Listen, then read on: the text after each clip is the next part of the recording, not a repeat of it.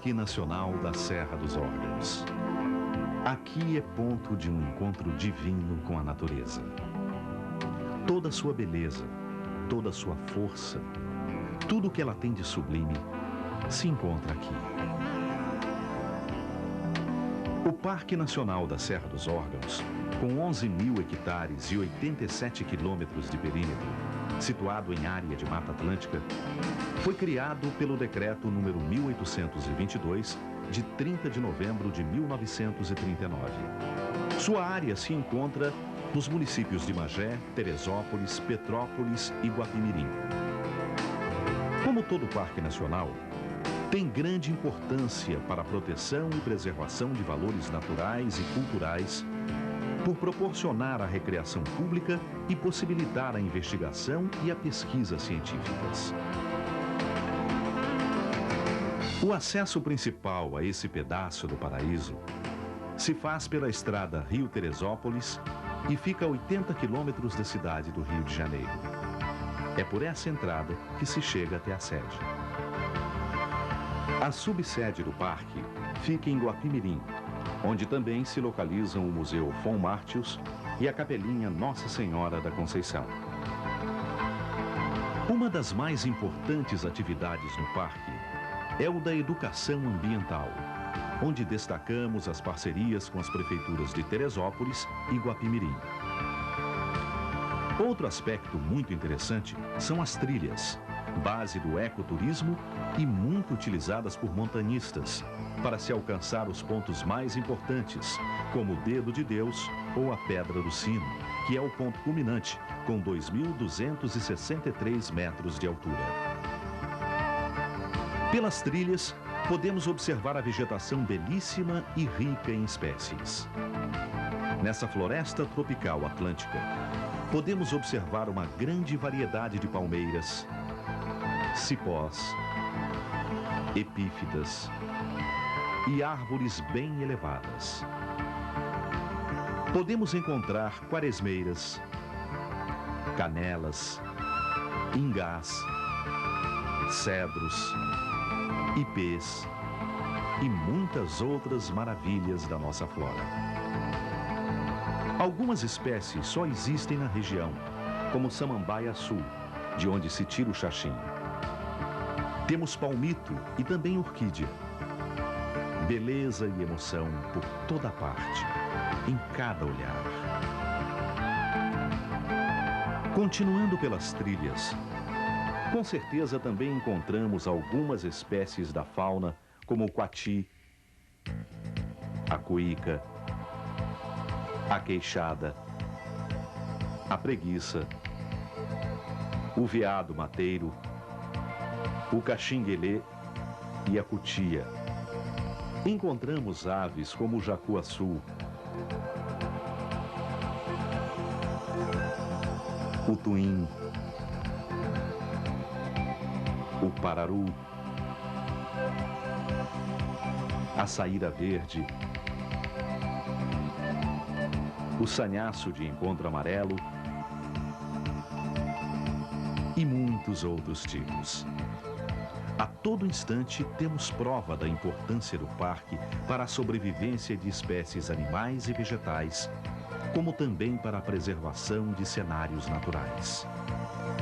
Foi graças ao Parque Nacional que se tornou possível conservar as belezas naturais da região, com suas impressionantes montanhas, bem apropriadas a caminhadas e escaladas. De fato, as condições para o montanismo são especiais. E o Dedo de Deus, com 1.620 metros, conquistado por um grupo de brasileiros em 1912, constitui-se no símbolo nacional do montanismo. Outros pontos importantes são Santo Antônio Mirim, Dedo de Nossa Senhora, Morro Escalabrado, Pedra Cabeça de Peixe, Nariz de Frade, Pedra Agulha do Diabo, Papudo e Pedra Sul, além da Pedra do Sino. Entre as grandes maravilhas dessa natureza estão as águas. Uma dádiva, um prazer eterno para os olhos e para a mente. Todos os rios que correm aqui, nascem aqui. O rio Paquequé, o Jacó, o Bonfim, o Icônia, o Soberbo, o Beija-Flor e muitos outros. Além da sua beleza natural, alguns servem para o abastecimento de água de Petrópolis, Teresópolis e comunidades vizinhas. Os poços também são muito bonitos. E os principais são o Poço Verde, o Poço da Preguiça e o Poço da Ponte Velha. Mas talvez o que mais faz sucesso é a piscina de água natural, frequentada diariamente por inúmeras pessoas para banhos, piqueniques ou outra recreação. O turismo contribui muito para que o parque ganhe mais vida. Aqui as pessoas ganham mais tranquilidade, têm o prazer de praticar esportes em contato direto com a natureza e podem encontrar muitos motivos para a diversão. O parque ganha ainda mais razão de ser com essas visitas, que chegaram a mais de 80 mil em 1995. Mas essas pessoas que dão mais vida ao parque também podem trazer destruição se não tiverem os cuidados necessários para a preservação da natureza. Muitas vezes o parque só pôde ser salvo de incêndios graças à ação eficiente do Corpo de Bombeiros. O parque deve continuar seguro, sem pontas de cigarros ou fósforos acesos, sem animais domésticos e também sem excesso de velocidade. Deve continuar bonito, sem pichações e sem lixo espalhado. Deve continuar puro, sem shampoos, óleos, sabonetes ou roupa lavada nos rios. O que as pessoas devem aqui é aproveitar toda a beleza dessa natureza. Descobrir o que o Parque Nacional da Serra dos Órgãos tem para oferecer de bom. Pesquisar, aprender, exercitar-se, divertir-se e perceber que nessa natureza tem dedo de Deus.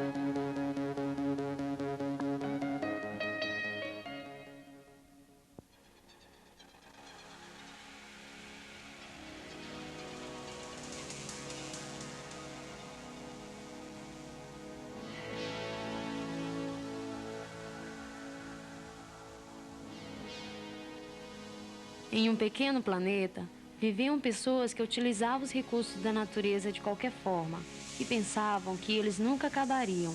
Poluíam rios, derrubavam as plantas, matavam os animais e ainda desperdiçavam muito.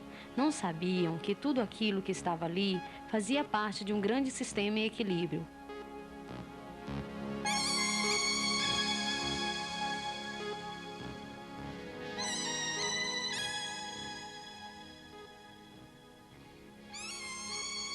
Algumas pessoas perceberam que esses recursos um dia acabariam, se não fossem usados de forma correta. Essas pessoas estavam certas de que não valia a pena destruir, e o mais importante era cuidar, observar e conservar a natureza, antes que aquele pequeno planeta, de tão triste e destruído, passasse a ser um lugar onde não se pudesse mais viver. Entre aqueles que perceberam a importância de se proteger a natureza, surgiu a ideia de se criar leis ambientais e instituições que cuidassem dessa questão.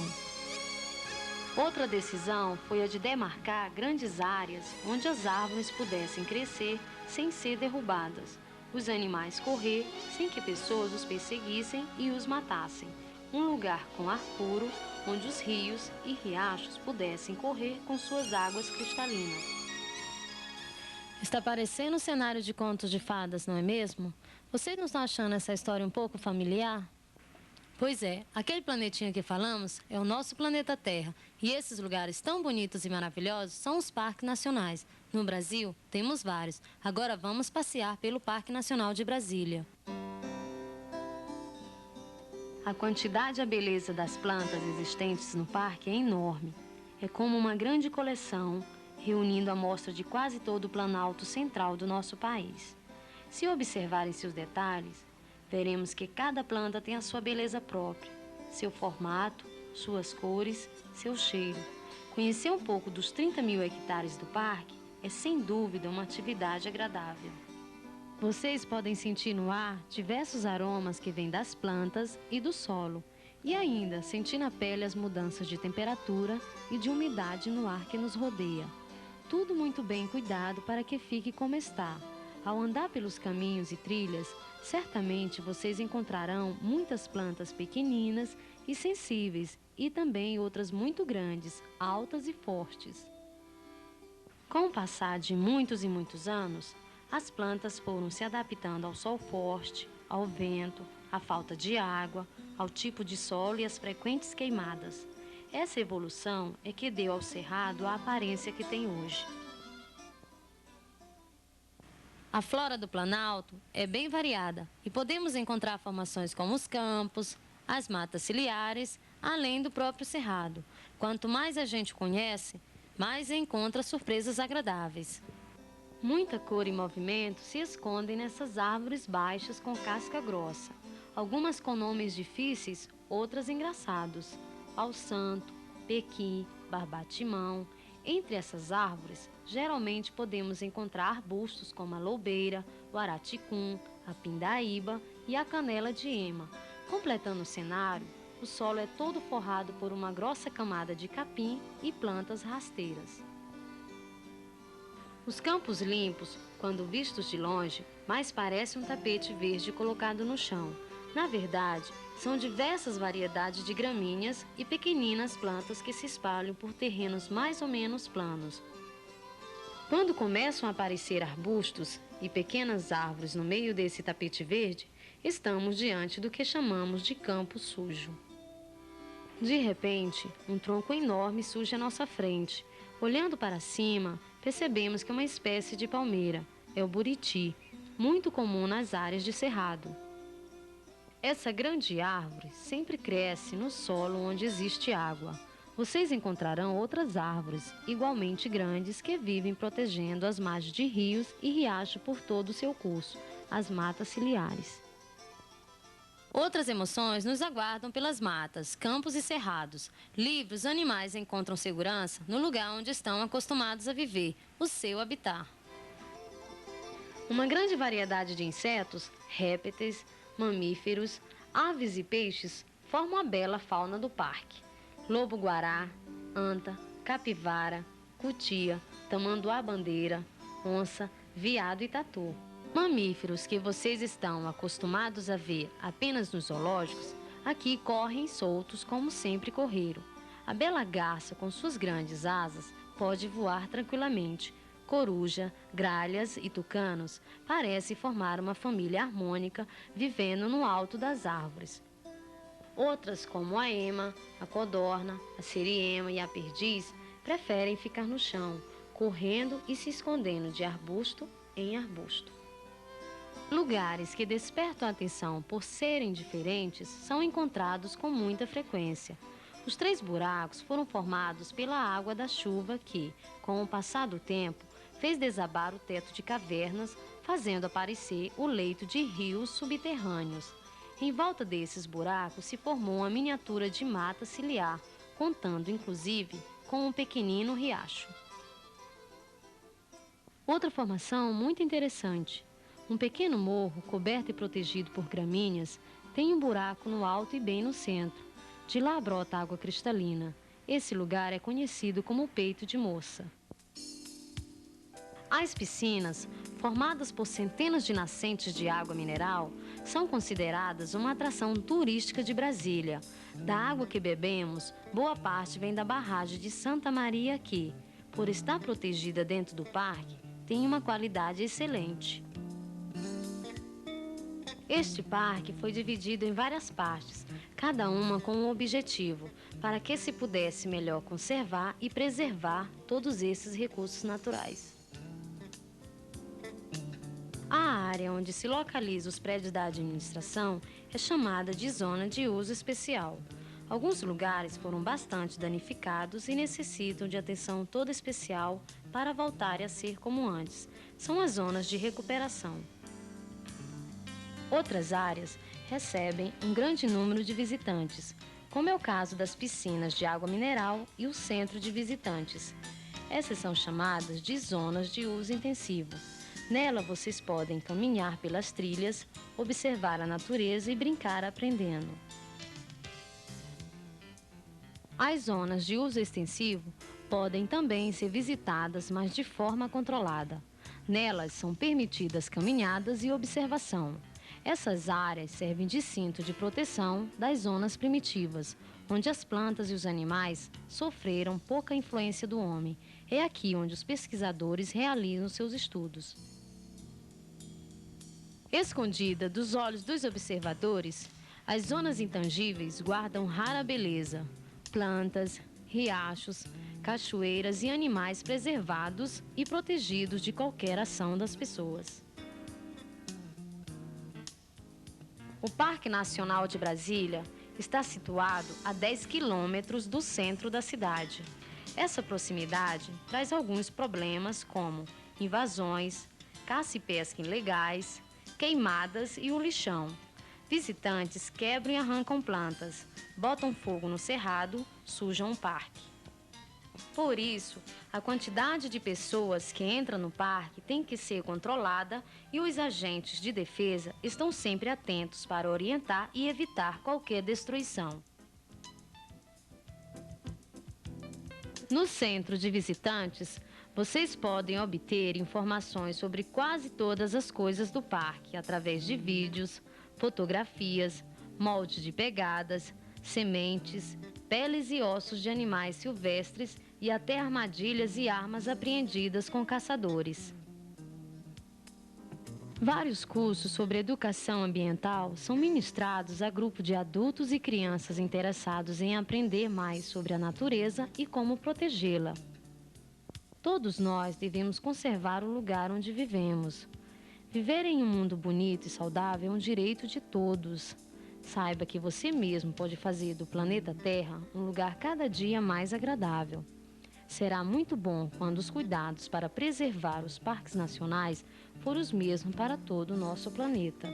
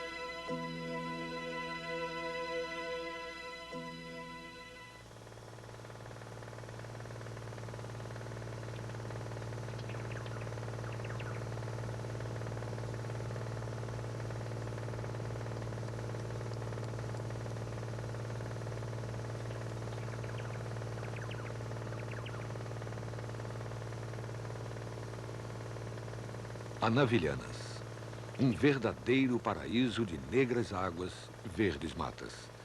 Centenas de ilhas se alongando pelo Rio Negro, formando o maior arquipélago fluvial do mundo.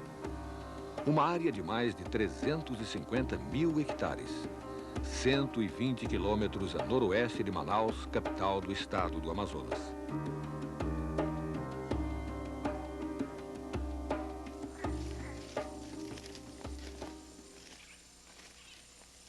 Um labirinto vivo, mágico e especial, onde a natureza forte e imponente nos surpreende a cada instante, a cada momento.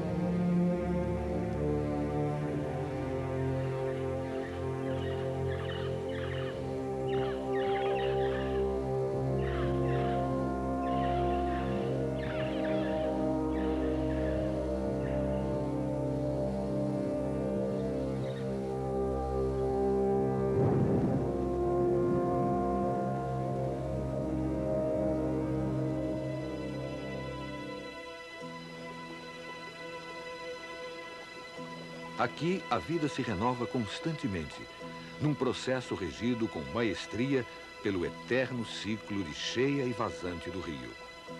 Há milênios, as águas inundam a mata, deixando à tona apenas o topo das árvores maiores. É quando se formam os enormes lagos e vastos igarapés. É a natureza no seu mais primordial estado líquido.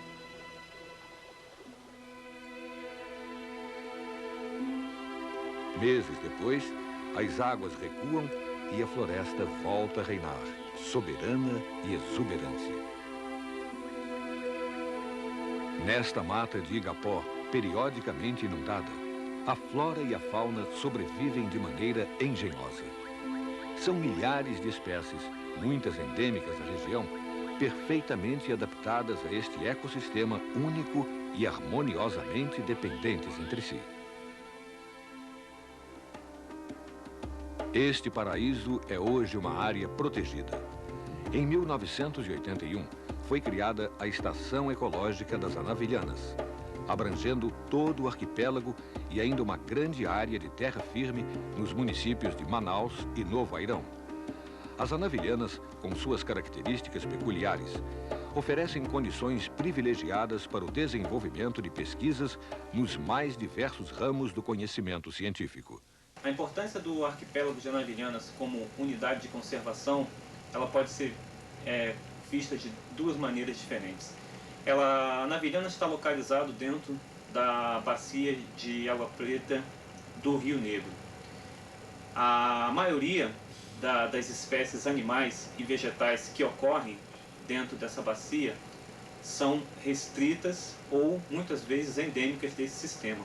Então, proteger Anavilhanas é realmente proteger um grupo de plantas e animais que não ocorrem em outras regiões da Amazônia. O IBAMA é responsável pela manutenção e administração da Estação Ecológica das Anavilhanas. A base flutuante, estrategicamente situada dentro do arquipélago, é o ponto de apoio para todas as ações na área. Ocupada permanentemente por 2 funcionários e suas famílias, esta base oferece instalações confortáveis e equipamentos para atender às necessidades de pesquisa e fiscalização.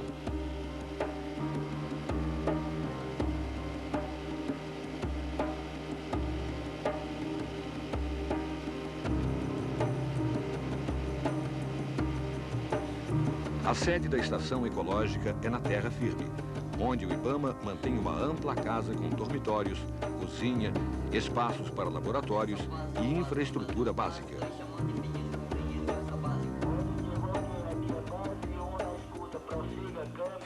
Atualmente, a Estação Ecológica vem desenvolvendo, assim como parte dos seus objetivos, uma série de linhas de pesquisa. Entre outras, estão sendo desenvolvidos trabalhos com aves, com peixes, com crocodilídeos, ciclagem de nutrientes em água de chuva. Todos esses dados estão sendo publicados e alguns deles já geraram algumas teses de mestrado e doutorado. Aqui, cientistas podem desenvolver suas pesquisas e conhecer mais a fundo os segredos deste ecossistema maravilhoso e fantástico. Esta é a área com floresta de terra firme mais representativa do Amazonas. Anavilhanas, porém, não é apenas natureza virgem e inacessível. O arquipélago é a rota natural das inúmeras embarcações que navegam no Rio Negro, ligando Manaus aos municípios rio acima. É também o destino natural do turismo ecológico.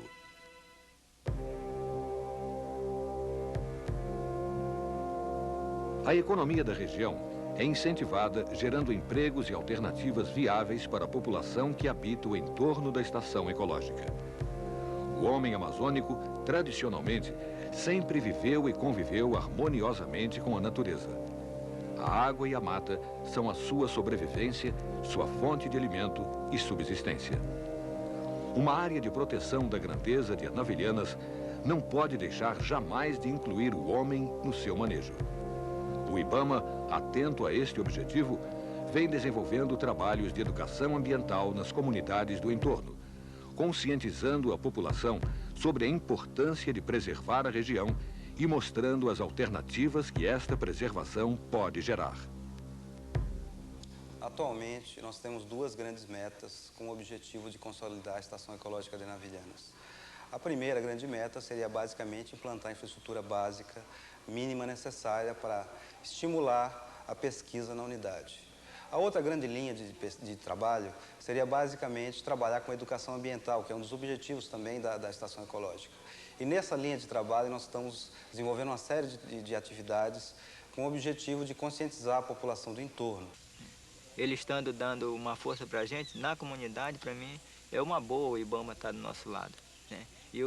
Para mim é até bom eu morar ao lado de uma área ecológica.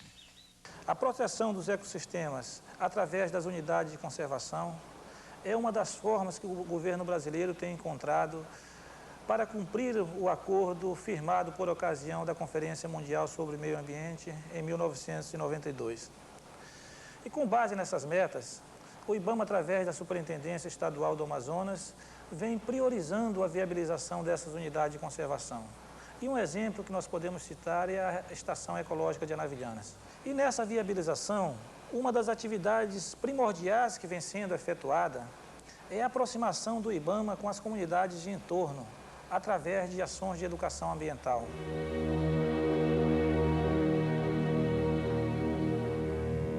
Anavilhanas. Na imensidão da floresta amazônica, apenas mais um pedacinho de água e verde. No entanto, um pedacinho a mais, preservado, cuidado, tratado com todo o carinho e dedicação que a natureza merece. Um pedacinho de paraíso que, somado aos outros tantos pedacinhos mundo afora, garante a sobrevivência de nosso planeta e dos seus habitantes.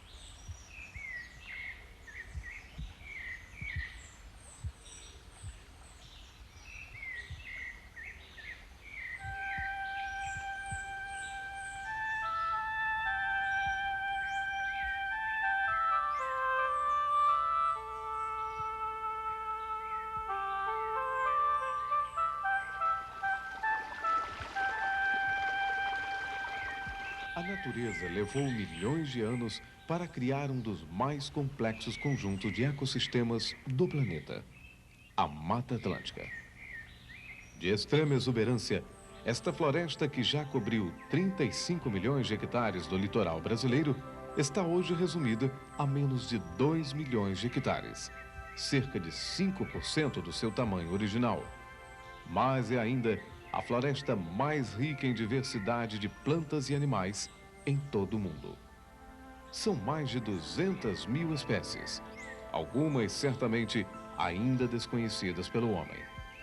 A vegetação é constituída por árvores que alcançam entre 20 e 30 metros de altura, algumas chegando a medir até 40 metros.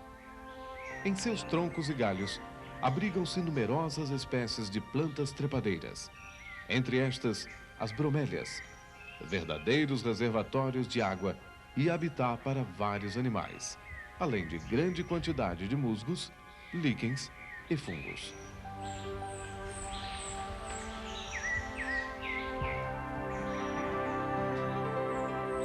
Dos animais, há diversas formas, desde os pequeninos e numerosos insetos e outros artrópodes, até notáveis espécies de aves e mamíferos, alguns já extremamente raros.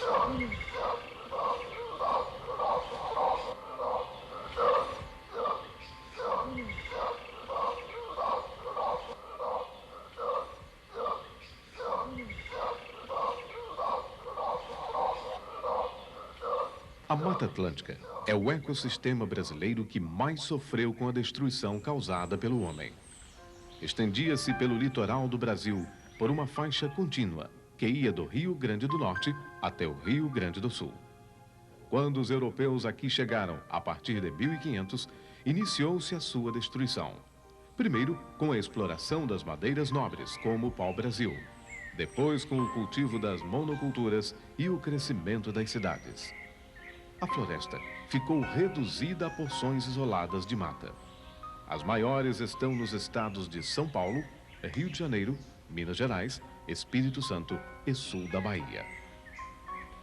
Nos anos 70, com a implantação do programa de produção de álcool, Proálcool, foi reduzido ainda mais o pouco que restava da Mata Atlântica no Nordeste. Na Paraíba, o que sobrou da Mata Atlântica foram pequenos pedaços de mata, de menos de 3.000 hectares, concentrados na sua maior parte no litoral norte do estado. Entre eles, 3 fragmentos de mata, que constituem hoje a Reserva Biológica Guaribas, com 4.321 hectares. Localizada nos municípios de Mamanguape e Rio Tinto, a 70 quilômetros de João Pessoa, a Reserva Biológica Guaribas é uma unidade de conservação federal, criada em 1990, com o objetivo de proteger amostras representativas destes pedaços remanescentes de Mata Atlântica, possibilitando sua utilização para fins científicos e de educação.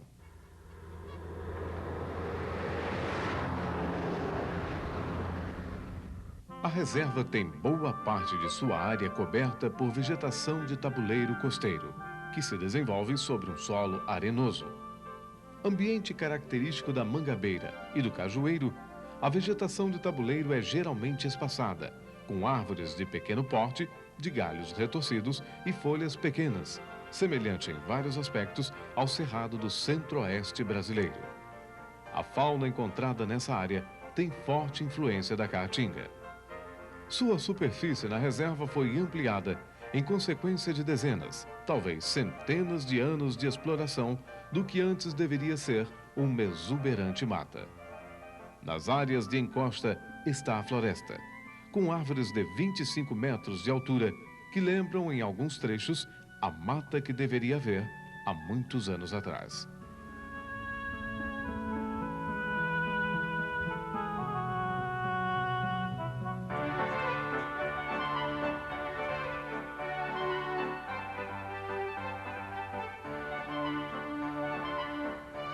Proteger esses ecossistemas é a principal missão da reserva.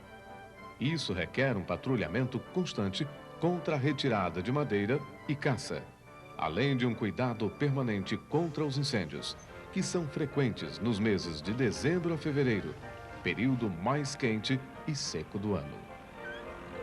Tanto quanto proteger, a reserva tem a missão de facilitar o desenvolvimento de pesquisas científicas, principalmente daquelas que buscam ampliar o conhecimento de sua biodiversidade, como os inventários de aves e de outros animais existentes. Estas pesquisas geram informações úteis a outros tipos de pesquisa e até ao próprio manejo da área.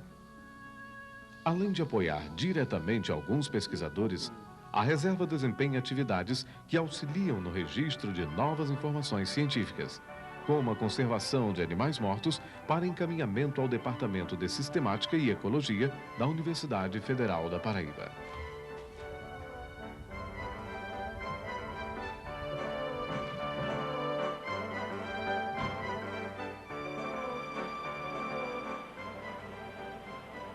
Interessante é a gente pensar que não sabemos qual é a espécie de animal que vai ser útil para produzir determinado medicamento ou para qualquer outra função de utilidade para o homem. Não sabemos qual vai ser a espécie útil amanhã.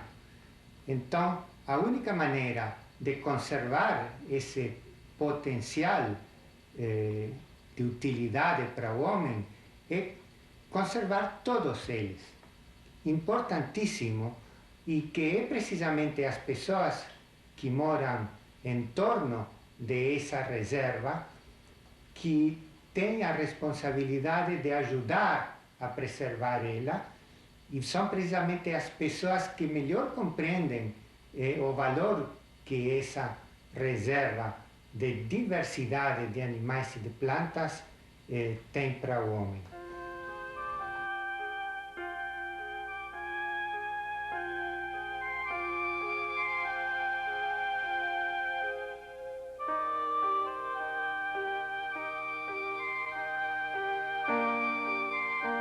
Criada em terras que serviram na década de 70 para a implantação de um projeto de assentamento de colonos, a reserva herdou deste período a missão especial de proteger as cabeceiras dos riachos, que garantem o abastecimento da água, que é utilizada pelas propriedades rurais das comunidades vizinhas.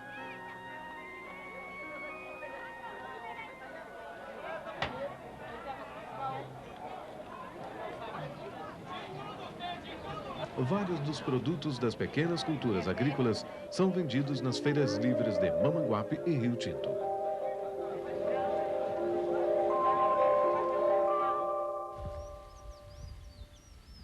Como agricultor que sou desde que eu me lembro, sempre foi necessário para a vida boa de uma comunidade água, sol e terra. Nós temos aqui em Mamanguape, ao redor da mata onde nós vivemos, uma quantidade tremenda de água devido à formação daquela camada de folhas mortas que existem embaixo da mata, que servem como esponja para poder reter as águas das chuvas e largar pouco a pouco para os rios que existem dentro de nossas comunidades. Então, nós temos que fazer tudo o possível de que estas matas que nos circundam não podem ser estragadas. E, se possível, nós devemos fazer que esta quantidade de árvores que existem atualmente deveriam ser aumentados em centenas e centenas de vezes a mais, para assim nós podermos sobreviver e termos nossa agricultura por centenas e centenas de anos e talvez por uma quantidade de gerações a mais.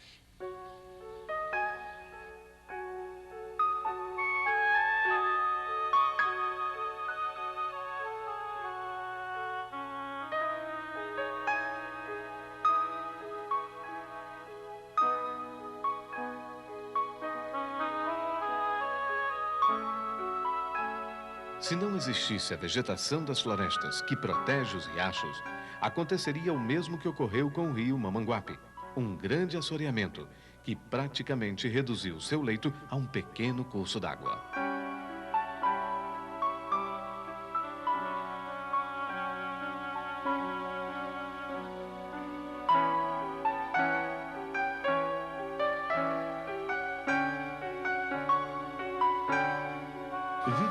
sérias agressões durante os vários anos que antecederam a sua criação, a reserva tem ainda uma outra missão, a de reconstruir o que foi destruído.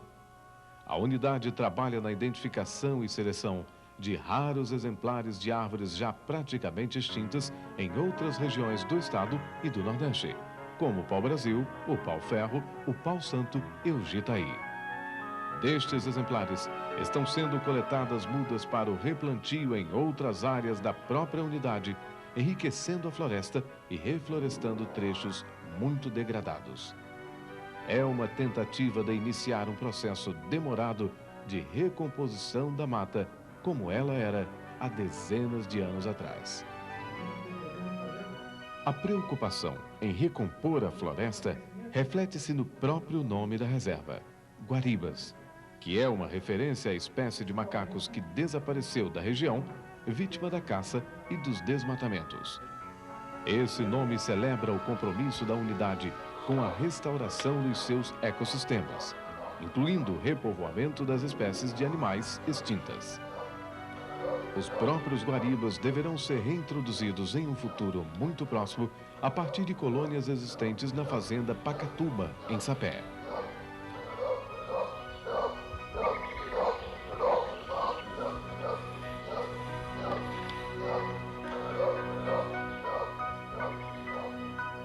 A beleza e os desafios da floresta inspiraram nas comunidades que vivem em seu entorno mistérios e lendas, que acabaram fazendo parte importante da sua cultura. Nós chegamos no mato e caçar. Então, meu senhor, quando eu vi, lá veio aquele bicho. Um bicho assim que nem uma pessoa, que nem uma mocinha, uma moça. E quando acabar, passou por cima de mim, deu um saco por cima de mim, eu quis pegar nas pernas dele e não pude. Pois é, só podia ser dela, que eu estava fazendo esse negócio, da pulozinha. E de fato que era ela mesmo, rodei. Então ela focinha, que nem um porquinho novo. E foi, aí virou a feia todinha, e quando acabar, meu filho deu um assobio. Aí nós chegamos e viemos embora. Bem, então dessa vez nós saímos, viemos embora, não matemos nada na vida.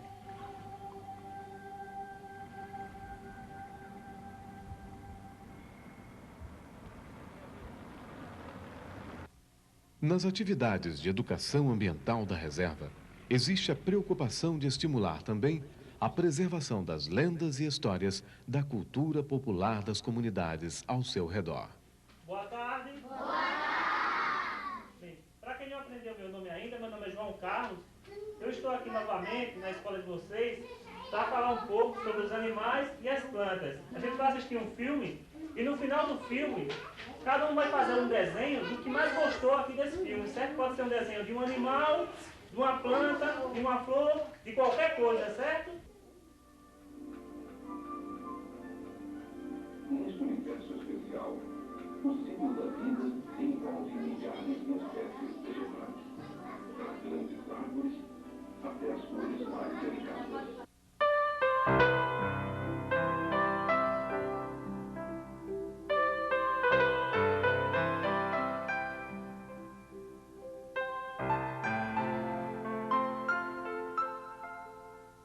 A insensata devastação das florestas pelo homem resulta não somente na destruição de árvores e animais, mas também no esgotamento de recursos importantes.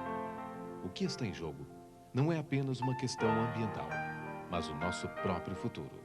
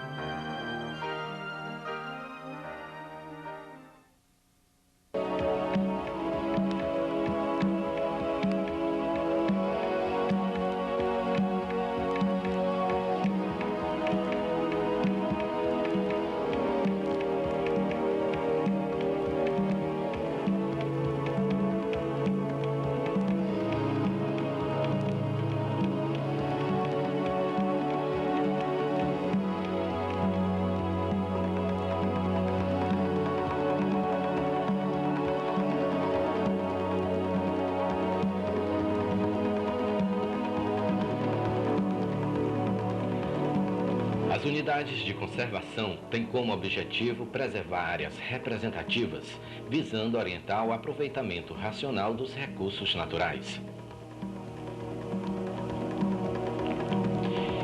Estes recursos naturais constituem-se em patrimônio da nação, sendo sua utilização racional um dos fatores primordiais para o desenvolvimento integral do país.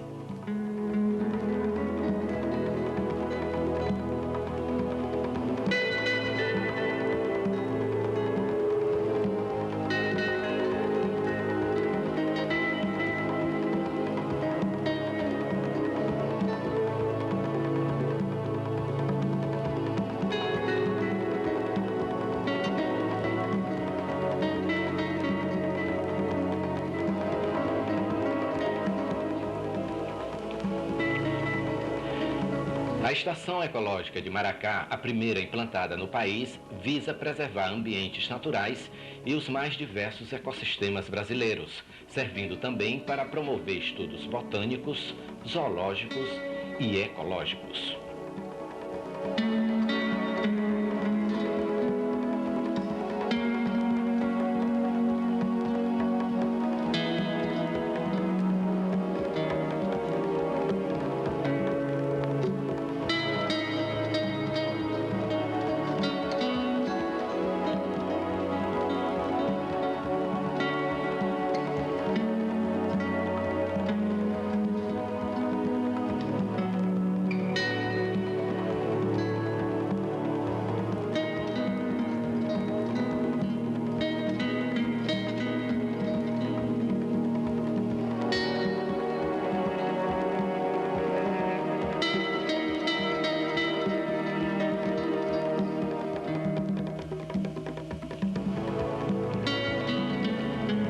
A ilha de Maracá, com uma área de 101 mil hectares, é formada pelos dois braços do rio Arariquara. O Furo Santa Rosa ao norte e Maracá ao sul. Protegidos por lei, nela são preservadas algumas espécies já ameaçadas de extinção na maior parte do território brasileiro, como este macaco-aranha.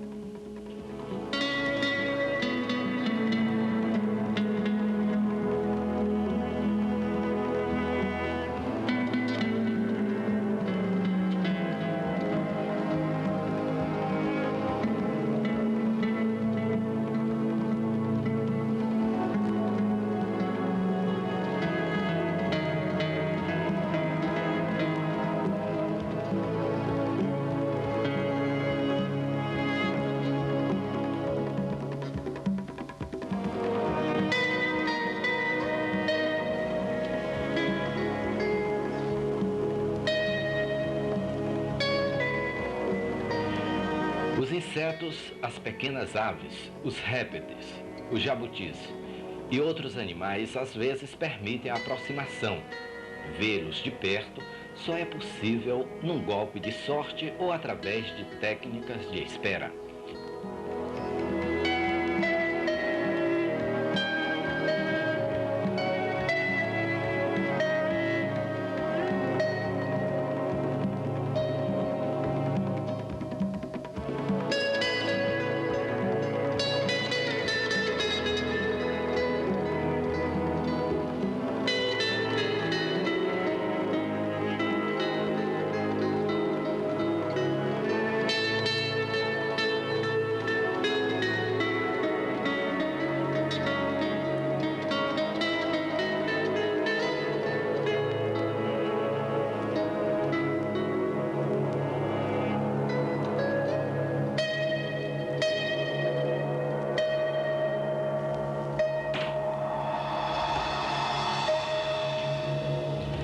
A integração do ambiente natural não ocorre através de cadeias alimentares isoladas. A ecologia é a relação de todos os organismos e o ambiente. São diversas as aves pescadoras que voam sobre as margens do rio buscando sua alimentação, como caças de espécies variadas, socós e martins pescadores.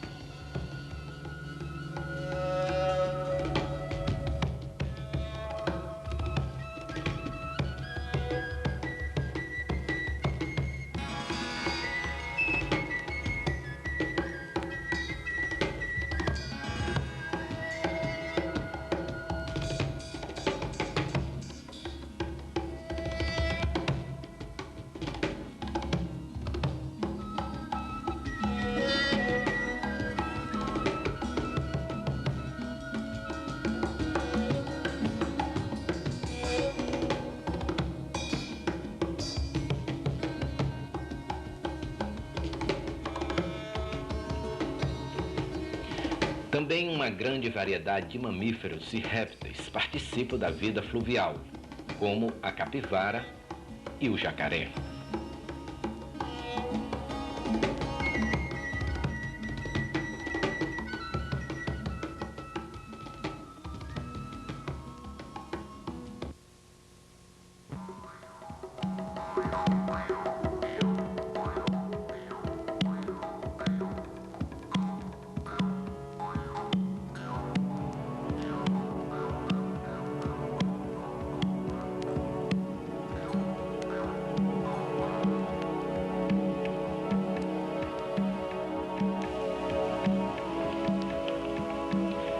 A ilha de Maracá tem sua cobertura vegetal predominantemente de floresta tropical, chegando a atingir 30 metros de altura, com a associação de campos marcada por formação de palmeiras.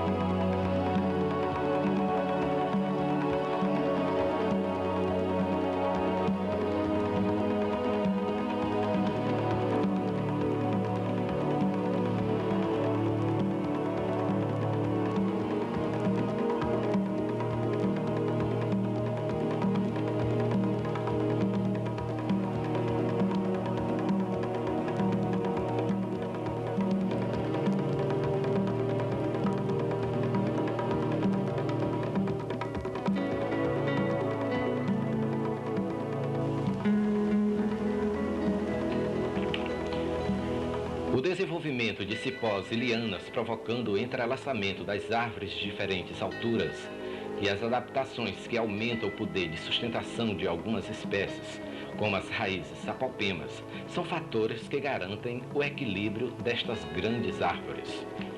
O rio Uraricuera, que serve como divisor natural da ilha, apresenta em seu curso rochas emergentes com corredeiras e cachoeiras ao longo de sua extensão, abrigando também uma grande variedade de peixes, como este filhote que pesa aproximadamente 80 quilos,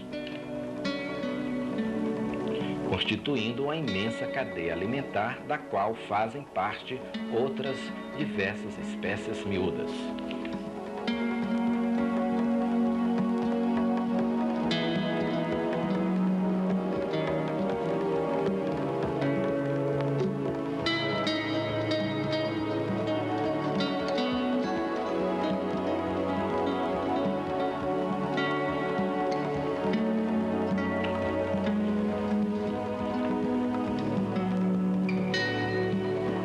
O conhecimento das riquezas naturais do país é elemento fundamental na determinação de diretrizes de planejamento, considerando que essas diretrizes devem ser estabelecidas com base nas características específicas de cada ecossistema e nas possibilidades do aproveitamento dos recursos neles existentes.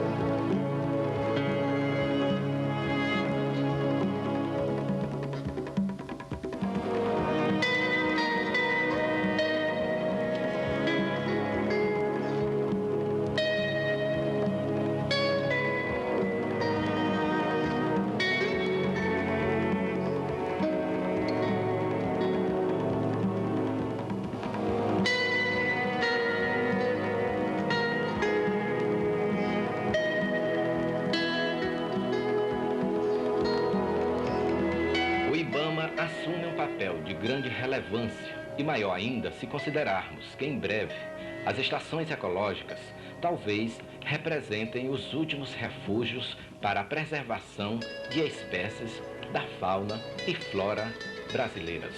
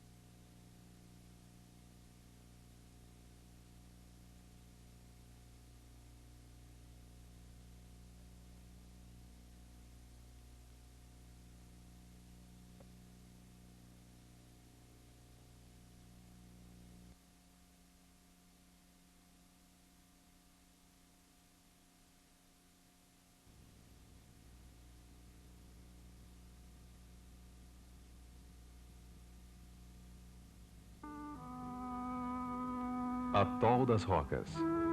Um paraíso ecológico a quase 300 quilômetros da costa brasileira, onde vida e morte convivem harmonicamente dentro de um equilíbrio natural que dispensa a presença do homem. Em plena zona equatorial, o Atol das Rocas foi descoberto no século XVI por navegadores portugueses e é o único atol existente em todo o Oceano Atlântico. É um espaço vivo, sagrado, do qual depende a preservação de vários animais ameaçados de extinção. Aves, tartarugas, peixes, moluscos e crustáceos usam o atol para sua reprodução. Um lugar tranquilo para a desova. O alimento certo, protegido.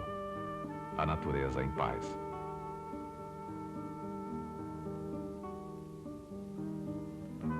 O Atol das Rocas é um perigoso recife de algas calcárias e moluscos a 144 milhas da cidade de Natal, no estado do Rio Grande do Norte. A 80 milhas oeste do arquipélago de Fernando de Noronha, está separado da costa brasileira por um abismo de quase 4.000 metros. Tem a forma de um anel com 8,5 quilômetros quadrados de superfície, que é interrompido por 4 enseadas, as chamadas barretas, que permitem a circulação da água a uma temperatura média de 25 graus centígrados do exterior para dentro do atol. Nestas barretas, a profundidade chega a 12 metros. A fauna é muito rica e a concentração de peixes enorme. Dentro do anel existem uma lagoa e 2 pequenas ilhas, a Ilha do Farol e a Ilha do Cemitério. Seus nomes têm uma razão de ser. Com a maré alta, os recifes ficam totalmente submersos, restando somente estas 2 ilhas, formadas por uma areia grossa de algas, corais e conchas partidas.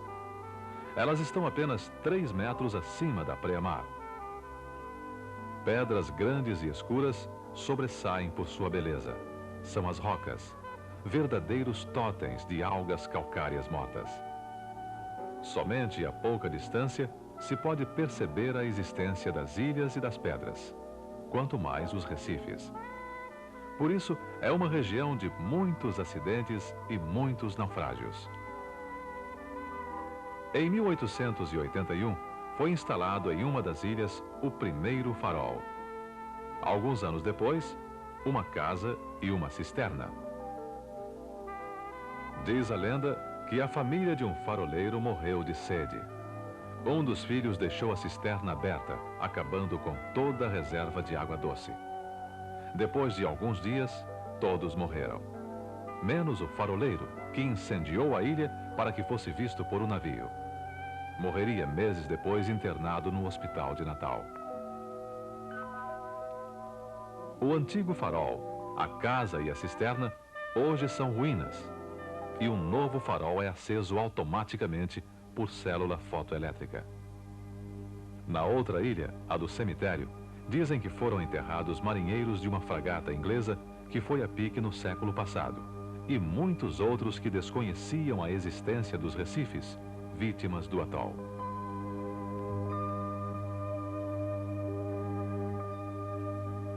Com a maré baixa, pode-se ver nitidamente quase toda a extensão do Recife. Sua superfície é plana e uniforme. As 2 ilhas se unem e a lagoa seca completamente, restando apenas pequenos lagos isolados, habitat de peixes e moluscos. A área da reserva biológica marinha, propriamente dita, vai muito além do atol das Rocas, a quase 10 milhas dos recifes. Lá, o mar chega à profundidade de 1.000 metros. O atol fica próximo a uma bifurcação da corrente marítima equatorial que vem da costa africana. Por isso, está situado exatamente no ramo equatorial norte. Lá, a temperatura média anual é de 26 graus centígrados, sendo a mínima 18 e a máxima 32 graus. Abril, maio e junho são os meses mais chuvosos. E outubro, novembro e dezembro, os mais secos. A umidade relativa do ar é de 80% e permanece estável durante quase todo o ano. Os ventos mais fortes sopram de agosto a dezembro, exatamente no período mais seco do ano. O solo é composto de muitos fragmentos: algas calcárias, conchas, ossos de peixes e aves, restos vegetais e diversos tipos de organismos. Tudo isso se mistura com o guano, o excremento das aves, adubo rico em nitrogênio e fosfato que fertiliza a areia, permitindo que a vegetação cresça. As 2 ilhas são cobertas de vegetação rasteira. Alguns coqueiros e 2 pés de casuarina que estão lá foram plantados por marinheiros que faziam a manutenção do farol.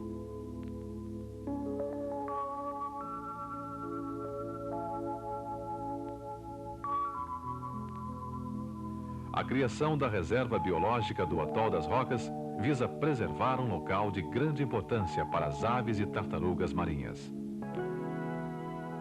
Em janeiro de 82, partiu para lá uma grande expedição. Eram ao todo 13 pessoas. Uma equipe do Museu Nacional para fazer o levantamento dos peixes, moluscos e corais. Especialistas do IPDF para a pesquisa de aves e tartarugas. um técnico do Museu Oceanográfico de Rio Grande, um professor da Universidade Federal do Rio Grande do Norte e a equipe da Fundação Roberto Marinho, responsável por toda a documentação visual dos trabalhos. Foram 26 horas de viagem de Natal até lá, sujeita ao mau tempo e muitos imprevistos. Avistar o farol foi como descobrir um ponto mágico no meio do oceano, que pouco a pouco foi se tornando real. A expectativa do grupo não tinha limites e certamente haveria muito trabalho pela frente. A primeira preocupação foi desembarcar todo o equipamento antes que a maré baixasse. Muito depois, todos se deram conta do prazer de pisar aquela areia e mergulhar na água cristalina ao som da imensa sinfonia dos pássaros. Como cenário, ruínas insólitas, quase o último vestígio de uma civilização.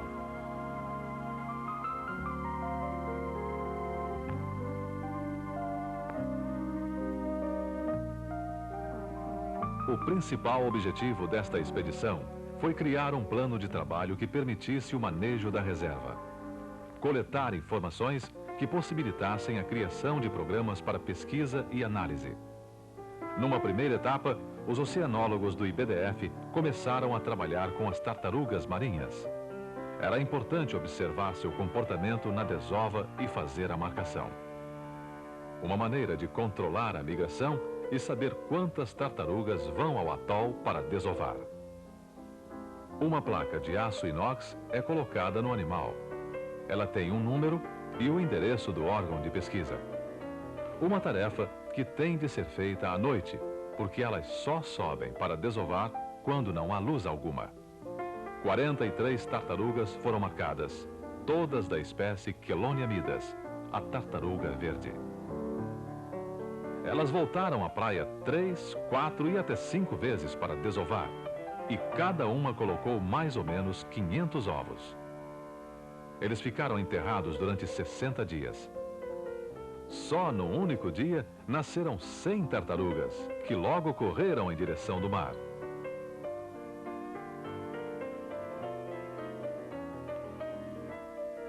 Não saberemos mais seu destino. Foi um trabalho inédito no Brasil que abre um vasto campo de análise científica. A equipe mergulhou diversas vezes, não só para observar as tartarugas, como para ver os peixes, os corais, as anêmonas e os moluscos. O fundo das barretas é de uma beleza indescritível. Pedras das mais diversas cores, peixes de várias espécies e algumas surpresas.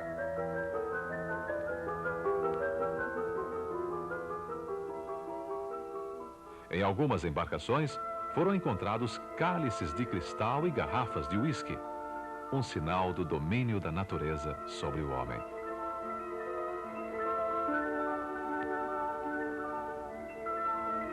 Com a maré baixa, foi possível mergulhar nas piscinas do interior do atol para fazer um levantamento detalhado das espécies marinhas.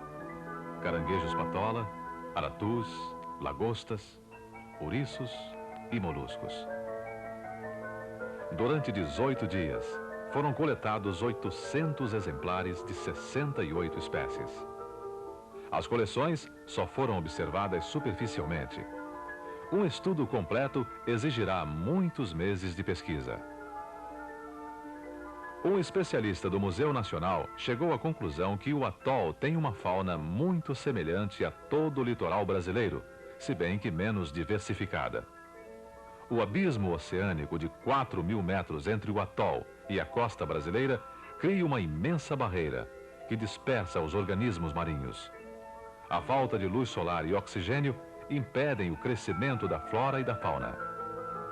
Outra conclusão importante foi que, apesar da grande quantidade de peixes, o número reduzido de espécies confirma o fato de que a ação da pesca foi violenta nesta área e só daqui a 5 anos o meio ambiente começará a se recuperar.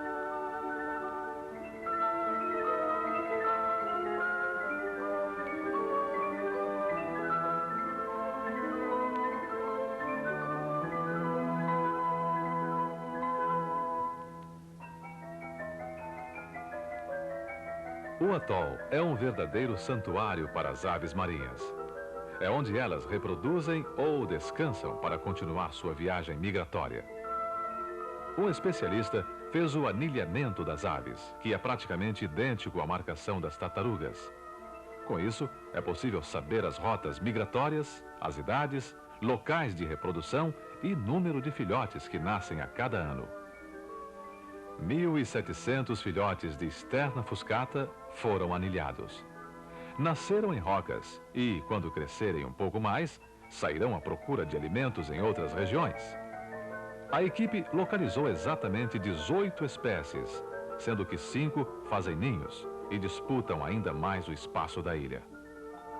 O Anous stolidus, conhecido como 30 réis negro, olhar altivo e fatal. Faz a corte com muito charme e cuida de seu filho com muita austeridade. São quase 10.000 adultos.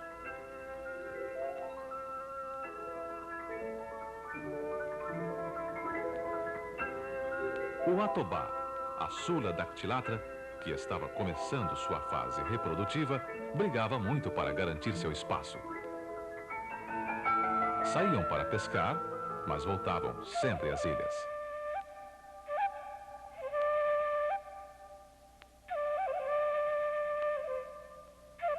A Sula leucogástea, o mergulhão, vive em casal como todos os pássaros que usam o atol para a reprodução. É a vida presente em cada centímetro de areia.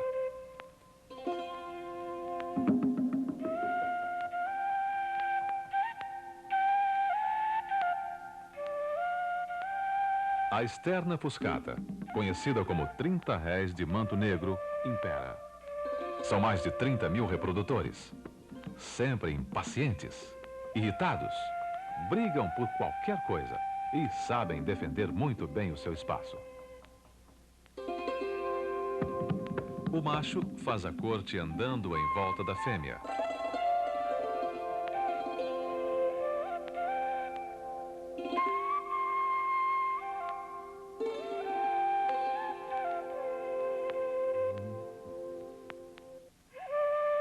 Treze espécies usam as ilhas como ponto de passagem. Um lugar de descanso, onde o alimento é certo.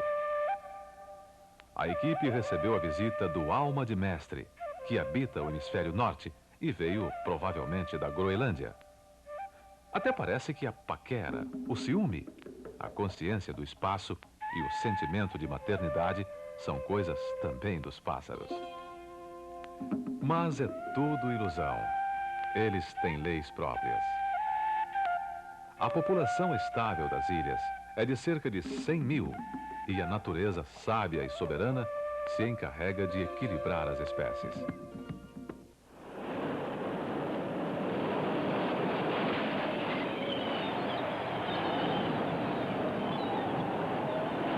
O mar é um dos grandes predadores das aves e dos ovos das tartarugas.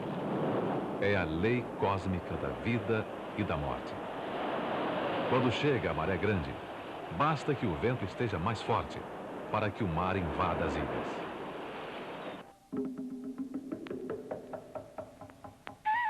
Sorrateiramente, surgem os outros habitantes que estavam escondidos embaixo da vegetação. Todos, quase que no mesmo momento, começam a grande luta pela sobrevivência. Nada é mais importante do que a própria vida, nem que para isso seja preciso matar.